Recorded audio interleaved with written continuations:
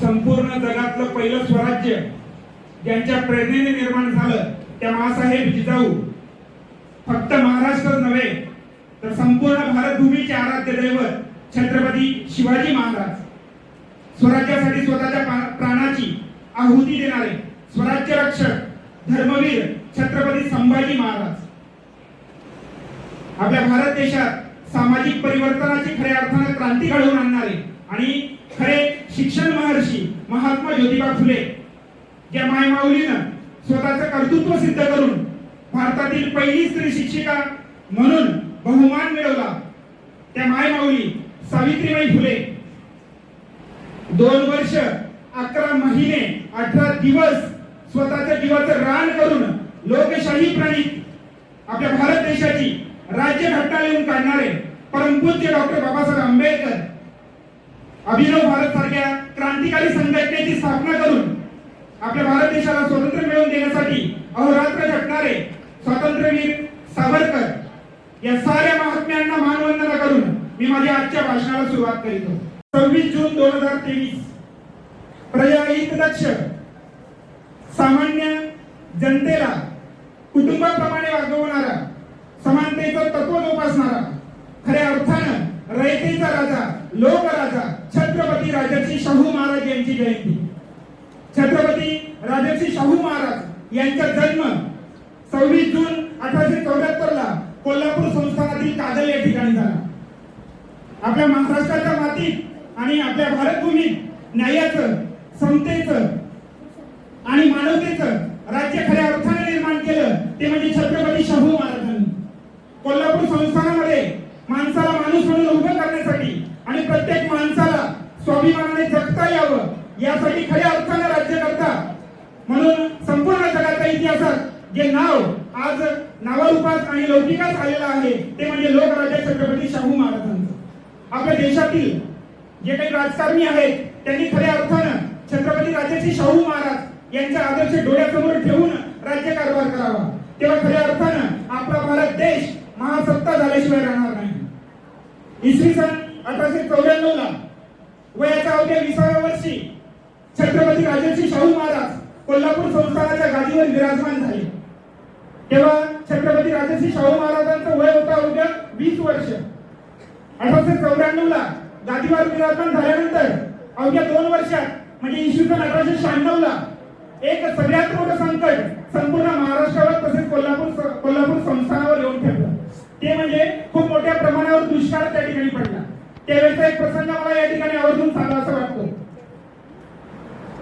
भयंकर मोठा दुष्काळ होता, लोक अगदी किड्या मुंग्यांसारखी पटापट मरत होती, संपूर्ण जनता हवालदिल झाली होती। रयतेच्या राजाने लगेच फरमान काढलं, ताबडतोब प्रधानाला बोलवलं आणि सांगितलं की माझ्या राजकोषातील संपूर्ण राजकोष खाली झाला तरी चालेल, परंतु माझ्या रयतेतील एकही व्यक्ती भूकमरीने मरायला नको। या योजनेची तात्काळ अंमलबजावणी करा। म्हैसूरहून धान्य मागवलं गेलं, ते गोर गरिबांमध्ये रयतेमध्ये वाटलं गेलं। खऱ्या अर्थाने रयत जगली, वाचली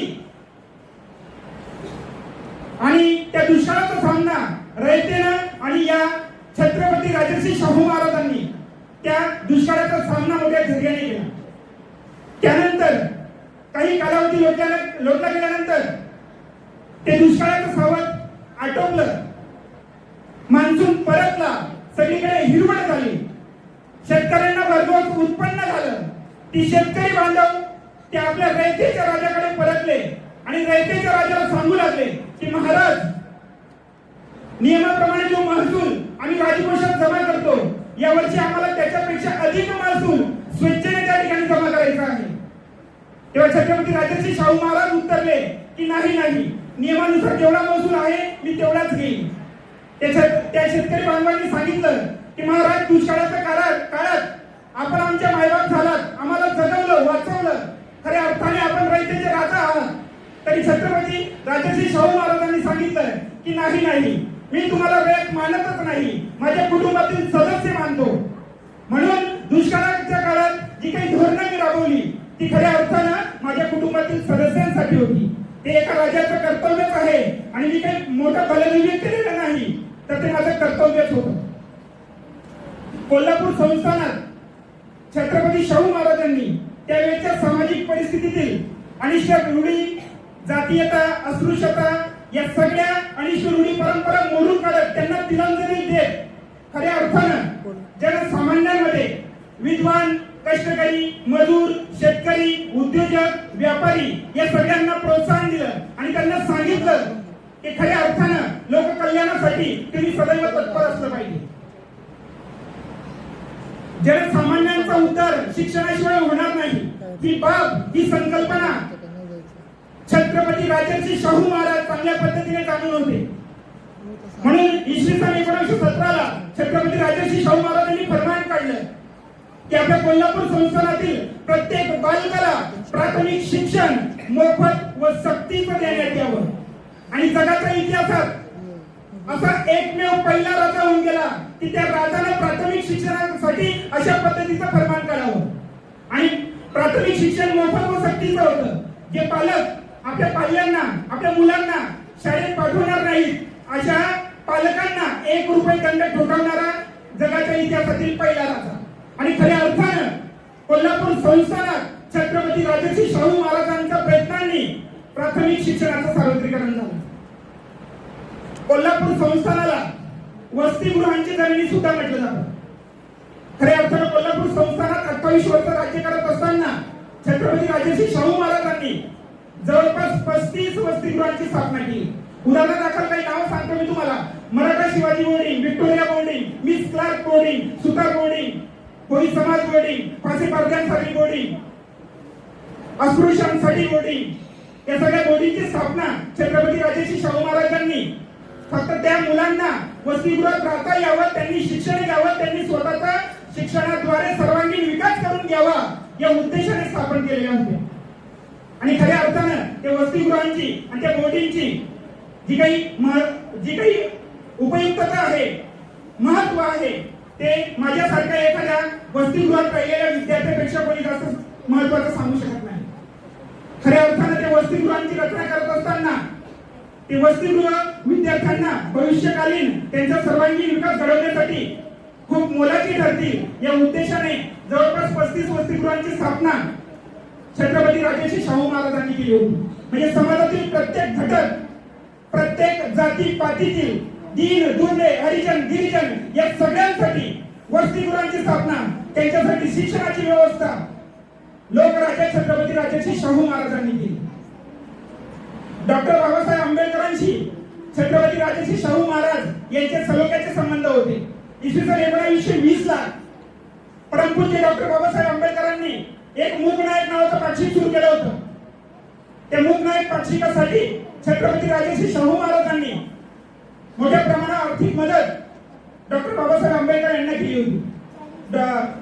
रयतेचा राजा म्हणजे लोकराजा छत्रपती राजर्षी शाहू महाराज एकदा परमपूज्य डॉक्टर बाबासाहेब आंबेडकर यांना स्वतः भेटायला गेले होते. त्यावेळेचा एक प्रसंग या ठिकाणी मला आवर्जून सांगावासा वाटतो की रयतेचा राजा स्वतः डॉक्टर बाबासाहेब आंबेडकरांना भेटायला गेले. तेव्हा डॉक्टर बाबासाहेब आंबेडकरांनी छत्रपती राजर्षी शाहू महाराजांना बघितलं आणि सांगितलं की महाराज, आपण निरोप दिला असता मी आलो असतो. तेव्हा छत्रपती राजर्षी शाहू महाराजांनी खूप छान वाक्य सांगितलं, अहो रयतेचा राजा ज्ञानाचा अथांग सागराला भेटायला आला आहे आणि मला तुमच्याकडून खूप काही जाणून घ्यायचं आहे. खऱ्या अर्थानं छत्रपती राजर्षी शाहू महाराजांना आरक्षणाची धडक म्हणतात. त्या भेटीच्या दरम्यान छत्रपती राजर्षी शाहू महाराजांनी आरक्षण या विषयावर परमपूज्य डॉक्टर बाबासाहेब आंबेडकर यांच्याशी हितगुज केली. आणि आरक्षण कशासाठी असावं की या आपल्या समाजातील दीन दलितांना, दुबळ्यांना सामाजिक मुख्य प्रवाहात आणण्यासाठी खऱ्या अर्थाने आरक्षणाची गरज आहे. आणि संपूर्ण भारतात आरक्षणाची सुरुवात कोल्हापूर संस्थानातून दीन दुबळ्यांना या सामाजिक प्रवाहात आणण्यासाठी छत्रपती राजर्षी शाहू महाराजांनी केली. छत्रपती राजर्षी शाहू महाराज राजे होते, छत्रपती होते, तरी जनसामान्यांमध्ये जर ते गेले तर मला सुद्धा जनसामान्य समजा, एक सामान्य व्यक्ती समजा अशी त्यांची धारणा होती. ते म्हणत असत की तुम्ही जर शेतकरी असाल तर मला शेतकरी समजा, तुम्ही जर कष्टकरी असाल तर मला कष्टकरी समजा. तुम्ही जर मल्ल असाल तर मला मल्ल समजा, तुम्ही जर कलावंत असाल तर मला कलावंत समजा, आणि तुम्ही उद्योजक व्यापारी असाल तर मला उद्योजक व्यापारी समजा. मला माझ्या या छोट्या खाणी भाषणातून फक्त एवढंच सांगायचं आहे की कोल्हापूर संस्थानात जनतेच्या हितासाठी छत्रपती राजर्षी शाहू महाराजांनी अख्खं आयुष्य, स्वतःचं आयुष्य खर्च केलं आहे. हा राजा कधी स्वतःसाठी आयुष्यभर जगलाच नाही. फक्त रयतेला दैवत मानून या रयतेच्या कल्याणासाठी आणि उद्धारासाठी लोककल्याणकारी छत्रपती राजर्षी शाहू महाराजांनी अहोरात्र प्रयत्न केले. छत्रपती शाहू महाराजांचं कार्यकर्तृत्व एवढं अफाट होतं, त्याचं एक उदाहरण मला या ठिकाणी आवर्जून सांगावं असं वाटतं की महाराष्ट्रातील नव्हे, भारतातील नव्हे तर संपूर्ण जगातील काही विदेशी लेखकांनी सुद्धा त्यांच्या कार्याचा गुणगौरव केलेला आहे. त्याचं एक उदाहरण सांगतो. मी एकदा लायब्ररीत अभ्यास करत बसलेलो होतो. त्या लायब्ररीच्या कपाटात एक पुस्तक माझ्या निदर्शनास आलं. त्या पुस्तकाचं नाव होतं the historical movements of India आणि लेखक होता लॉर्ड विलिंग्टन. आणि त्या पुस्तकाचं 276 पेजवरच्या दुसऱ्या पॅराग्राफ मध्ये छत्रपती राजर्षी शाहू महाराजांचा उल्लेख होता. आणि त्या लॉर्ड विलिंग्टनने त्या ठिकाणी लिहित असताना सांगितलं होतं की मी भारतात प्रवासी म्हणूनही गेलो होतो. भारतातल्या जवळपास 76 संस्थानांचा मी अभ्यास केला, परंतु संपूर्ण जगाच्या पाठीवर कोल्हापूर संस्थानासारखं संस्थान मला आढळलं नाही. आणि कोल्हापूर संस्थानाचा राजा, त्या राजाचा आदर्श संपूर्ण जगाने घ्यावा, खऱ्या अर्थानं राज्यकारभार कशा पद्धतीने करावा हे शिकावं तर ते कोल्हापूर संस्थानातील छत्रपती राजर्षी शाहू महाराजांकडून. राजा आपल्या महाराष्ट्रातला, राजा आपल्या भारत देशातला, आणि गुण गौरव करावं ते ब्रिटिशांनी, विदेशी लोकांनी. खरंच या राजाचं कार्यकर्तृत्व एवढं महान होतं की जगाच्या पाठीवर आज आपण आपल्या भारत देशात, आपल्या महाराष्ट्रात राहतो आणि लोककल्याणकारी राजा छत्रपती राजर्षी शाहू महाराज हे आपल्या महाराष्ट्रात होऊन गेले. ही आपल्यासाठी खूप मोठी अभिमानाची गोष्ट आहे. छत्रपती शाहू महाराजांचा मृत्यू दिनांक 6 मे 1922 ला कोल्हापूर संस्थानात झाला. छत्रपती शाहू महाराजांचं संपूर्ण जीवन चरित्र अवघ्या 10-15 मिनिटात मांडावं ते अशक्यच आहे. खऱ्या अर्थानं या लोककल्याणकारी राजाला माझ्या मानाचा मुद्रा, वेळेची मर्यादा लक्षात घेता माझ्या या छोट्या खाणी भाषणाला याच ठिकाणी थांबवतो आणि पूर्णविराम देतो. जय हिंद, जय महाराष्ट्र.